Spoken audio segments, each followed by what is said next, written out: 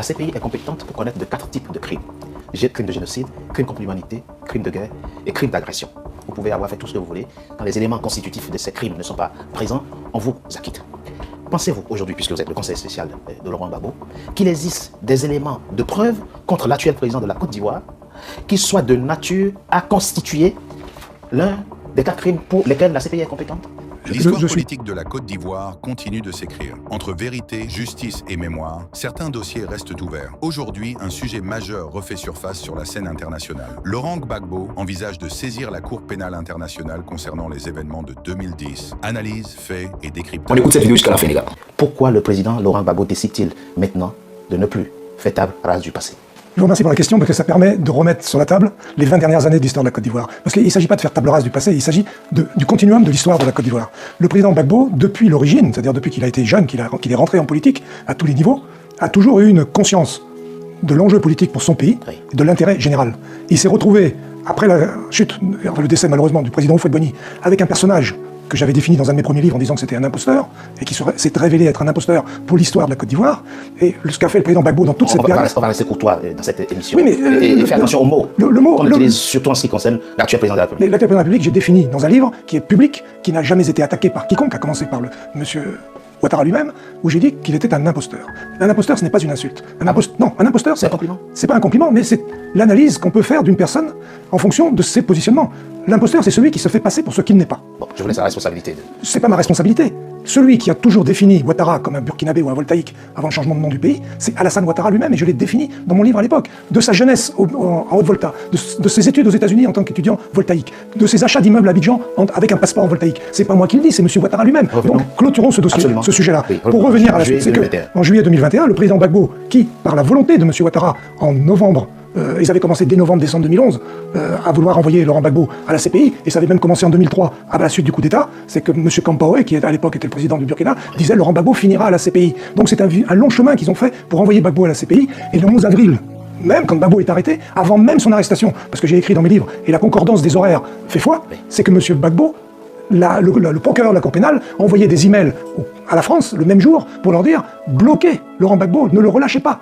Parce que donc, Gbagbo n'était pas encore arrêté, donc il y a eu une volonté absolument. Mais après l'acquittement, les deux hommes ont décidé. Oui, mais attendez, je vais faire table rase du passé. Non, mais c'est pas décider de faire table rase du passé. C'est décider de vouloir remettre la Côte d'Ivoire sur les rails. Parce que Gbagbo disait, et je l'ai écrit en exergue de mon deuxième livre, une phrase de Mandela que je cite de mémoire, ceux qui ont été en prison, quand ils sortent de prison, c'est pas avec le désir de se venger, ils n'ont pas de temps à perdre pour ça.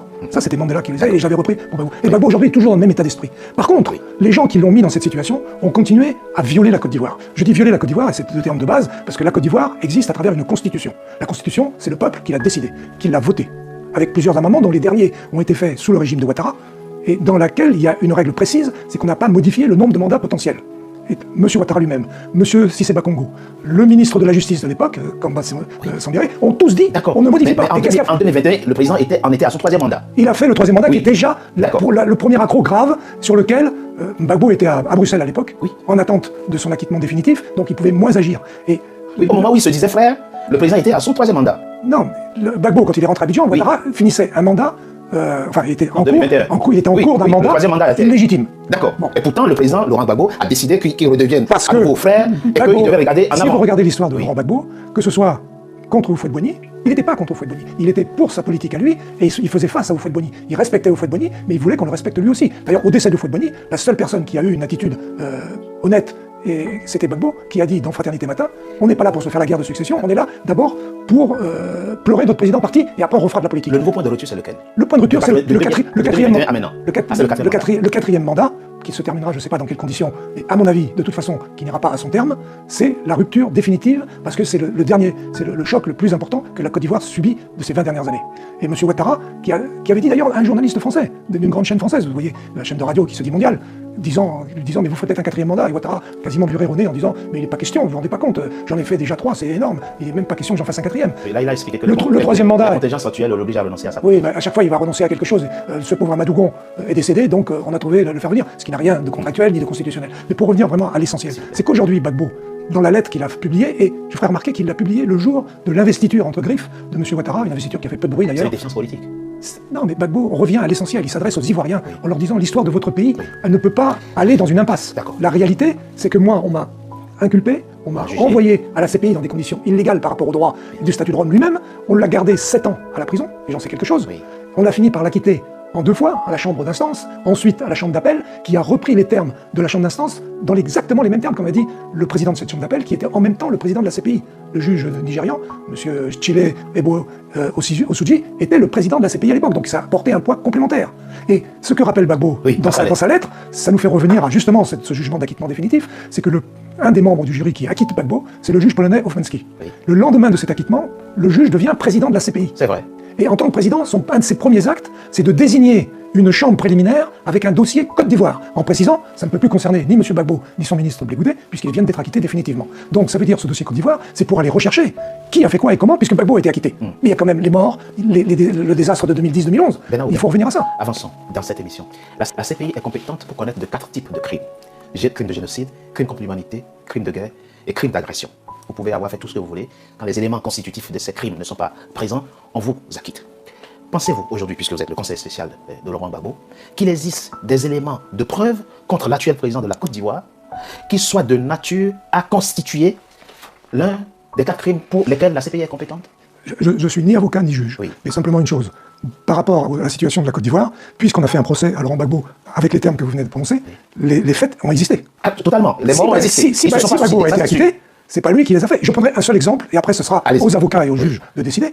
Je prendrai l'exemple, et la commune de Douékoué qui a été très douloureusement frappée C'est vrai. en mars 2011. Vrai. J'ai appelé ça dans mon livre Bien sûr. l'ouradour sur glane Bien sûr. ivoirien. Du 27 au 29 mars 2011. Il y a 1 millier de personnes qui ont été tuées ce jour-là. On dit entre 152 et 1000 morts. Mais admettons, Et même si c'est je vous c'est dirais, trop. à titre personnel, 2 mois avant cet événement de Douékoué, j'ai rencontré par hasard Madame Descassans, Thérèse Descassans, qui était l'épouse de l'ancien chef d'état-major de l'armée de terre, le Comter, comme on dit à Abidjan, au début des années 2000, sous la présidence de Gbagbo. Et elle me dit, Monsieur Oudin, vous êtes conseiller du président, moi je m'occupe, avec une ONG, de la situation dans l'Ouest, dites au président que s'il y a des événements à l'Ouest, il risque d'y avoir des massacres, et elle me cite en particulier la ville de Douékoué. On est en février 2011. C'est vrai. Donc, en mars 2011, quand ça arrive, j'en rappelle les propos de Madame Descassans, qui était sur le terrain depuis 2 mois. Donc là, c'est très facile à évoluer. Et ces gens-là, Du coup, ça me fait on penser sait quoi? qui sont. On sait qui a commis Le président a cité ce massacre. un certain nombre de gens. Oui. Il y a des noms qui sont en tête de liste, qui ont protégé ce massacre, qui l'ont dirigé. Il faut qu'ils répondent. D'une façon ou d'une autre. Et on sait très bien, et c'est un de ses responsables, qui l'a dit lui-même dans un meeting à Mankono pendant la crise, au début de la rébellion dans les années 2002-2003, qui disait, nous, c'est le docteur Alassane Ouattara qui nous finance, c'est le docteur Alassane Ouattara qui nous envoie 25 millions, c'est le docteur tous les mois, c'est le docteur Alassane Ouattara qui nous donne les sacs de riz pour se nourrir, etc. C'est personne d'autre qui dirige parce que là, il s'adressait comme un jeu de billard à 3 bandes contre IB, parce qu'il commençait à y avoir des divergences entre les dirigeants de la Vous rébellion. faites le lien. Le lien, c'est que Entre Douékoué, le massacre de Douékoué. Le massacre de et Douékoué. l'actuel président de la République. mais il est évident qu'il était le chef suprême de tous ces gens-là, puisqu'il était même désigné par les uns et les autres comme leur chef. Sauf qu'en mars 2016, ou février 2016, si ma mémoire est bonne, le président de la République de Côte d'Ivoire décide que plus aucun Ivoirien n'ira devant la CPI. Il pensait peut-être à lui. Et pour cause, la justice ivoirienne serait désormais totalement opérationnelle. Pourquoi vous laissez de côté la justice ivoirienne pour aller encore devant la CPI? Je vous donne un seul exemple. Oui. La justice ivoirienne, le sommet de la justice, sont des juges qui sont membres du Conseil constitutionnel, avec une présidente actuelle. Ce Conseil constitutionnel, Chantal Nova Camara. cette présidente du Conseil constitutionnel a commis des actes irréparables. D'abord, de faire en sorte que M. Ouattara soit candidat pour un 4e mandat, ce qui est anticonstitutionnel. De faire en sorte qu'un certain nombre de candidats à la présidentielle, qui eux avaient tous les droits d'être candidats, n'aient pu compétir, comme on dit à Abidjan, que ce soit le président Thiam ou que le président Gbagbo, et d'autres. Je pense aussi à Soro, qui depuis a fait un long chemin de Damas, depuis le début de la crise. Et cette dame, c'est le sommet de la justice ivoirienne. Comment se comporte-t-elle? Et si vous allez au tribunal d'Abidjan, pour n'importe quel acte aujourd'hui, les milliers de personnes qui sont en prison. Vous n'avez aucune confiance en la justice de votre pays, la Côte Mais d'Ivoire. regardez, ce brave député Brédoumi, que j'ai croisé à Paris plusieurs fois pendant qu'il était là, il rentre à Abidjan. Il est député en exercice. Il a l'immunité parlementaire. Il est jeté en prison, avec une liste de faits qui lui sont reprochés, que même un chef d'une mafia colombienne ou mexicaine n'aurait jamais pu commettre dans toute sa vie. On ne parle pas de flagrance, de flagrant délit. Non mais lisez l'ensemble des actes d'accusation sur Brédoumi. C'est complètement délirant. On ne peut pas dire d'autres mots. Et comment vous pouvez faire confiance à une justice sur ce pouvoir qui aujourd'hui et qui bouge? Est-ce que Ouattara dit quelque chose? Il va dire c'est la séparation des pouvoirs. Mais le ministre de la Justice, les autres juges, etc. Non, mais en Côte d'Ivoire aujourd'hui, il n'y a strictement plus aucune justice au sens où on peut, ici nous sommes à Paris, où on peut l'admettre dans un pays qui se veut moderne. Et tout ce que veut faire Gbagbo, depuis l'origine de son activité politique, c'est de faire entrer la Côte d'Ivoire dans le système d'un pays démocratique, avec tout ce que ça représente.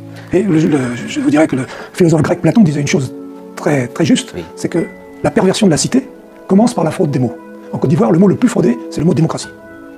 Merci d'avoir suivi cette analyse jusqu'au bout. Pour rester informé de l'actualité politique ivoirienne et africaine, abonnez-vous, activez la cloche de notification et partagez cette vidéo. À très bientôt.